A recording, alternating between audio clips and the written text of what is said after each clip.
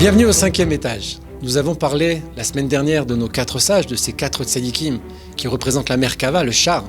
Pourquoi on l'appelle char? Parce que justement ces sages sont tellement annulés à Dieu que toute action, toute pensée ou toute parole qui va pouvoir émaner d'eux est divine, totalement divine. On a dit Avraham, Yitzhak, Yaakov, ce qu'on appelle l'Avot Akdoshim, nos pères, et David Améler. Alors vous voyez, il y a un décrochage, même si on est dans le 4, le 4e est différent, et c'est pas un de nos pères, c'est David Améler, c'est aussi un père, mais pas dans le sens des Avot, pas ceux qu'on connaît qui sont Avraham, Yitzhak et Yaakov. Et ces 4 sages-là, eh bien, on l'a dit déjà, doivent nous amener à un 5e. Or, le 5e ressemble au 4e, et le 4e ressemble aux 3 premiers. On va expliquer cela. Les 4 sages dont on parle représentent des niveaux spirituels très hauts. Encore une fois, dans la Kabbalah, il y a ce qu'on appelle 3 axes dans le monde. L'axe de la bonté, le chesed, le côté droit, l'axe de la sévérité, le côté gauche, puis l'axe central, le corps, le tronc. Mais il y a encore quelque chose qui vient de cet axe central et qui reprend à la fois le côté droit, le côté gauche et l'axe central, c'est la malchoute, la royauté. Cette royauté, vous la connaissez, c'est David. Or, ces 4 personnages-là révèlent dans le monde, chacun à sa façon, une lumière assez extraordinaire, puisqu'ils révèlent l'homme, ce qu'on appelle Adam HaKadmon, l'homme premier, dans des hommes qui sont des tzadikim, qui sont des sages, mais qui sont très matériels, qu'on connaît nous comme étant des rois, des pères. Alors ces hommes-là ont la capacité, par leur force, par leur travail, de dévoiler Dieu dans le monde. Le but, en expliquant cela, eh bien, c'est de rattacher cela au mois d'Elul. Lorsqu'on parle des mitzvot assez qu'on ne doit pas transgresser, il se trouve que dans la Torah, il y en a 248, comme nos membres d'ailleurs. Or, 248 en hébreu, ça se dit Ramach. Resh Memchet, c'est la valeur numérique très exacte de Avraham Avinu.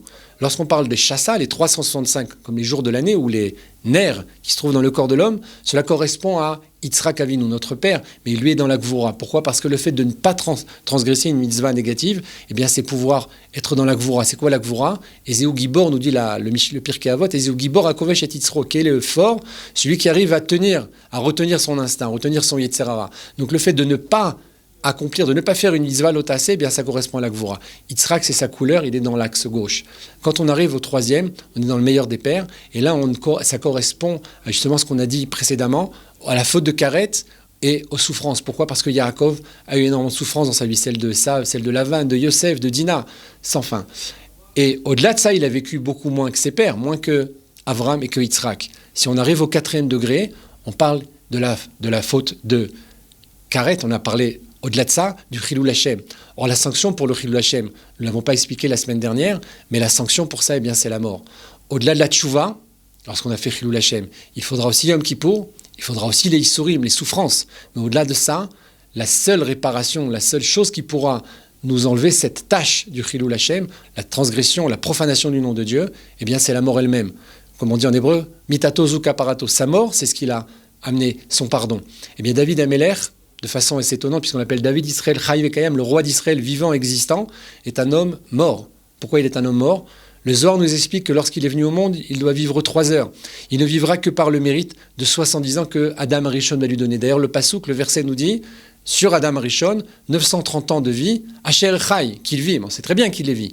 Pourquoi on nous dit qu'il les vit? Parce que c'est la seule fois, avec Avraham Avinu d'ailleurs, où un homme a donné de sa vie. Adam Rishon a vu toutes les générations, il a vu que David Améler était le père du Mashiach, il savait qu'il devait mourir au bout de 3 heures, il a dit « Je donne de mes 1000 ans, 70 ans, donc il vivra 930 ans et 70 ans vont aller à David Améler. » Ça veut dire que David Améler, en lui-même, a cette notion de mort inhérente dans sa vie de toujours. Il sait que ces 70 ans qu'il va vivre sont un cadeau d'Adam Rishon.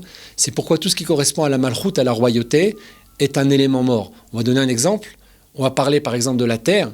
La terre, c'est le niveau le plus bas. On a ce qu'on appelle l'être parlant, on a l'animal, le végétal et le minéral. Le minéral est l'être mort par excellence. Pourtant, cet être mort donne la vie à tout ce qui existe sur la terre. De fait, l'être mort par excellence est celui qui donne la vie à tout ce qui peut être sur cette planète. C'est exactement le sujet de David Améler. Il est Melech Israël Chaï Vekayam, c'est le roi vivant existant, il va donner naissance au Mashiach, et pourtant en lui-même, il n'a pas de vie propre.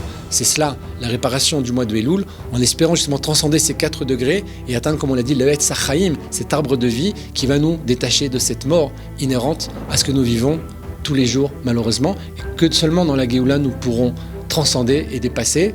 Mais ça, nous l'expliquerons la semaine prochaine. Je vous donne rendez-vous au 5e étage pour la suite de cette explication.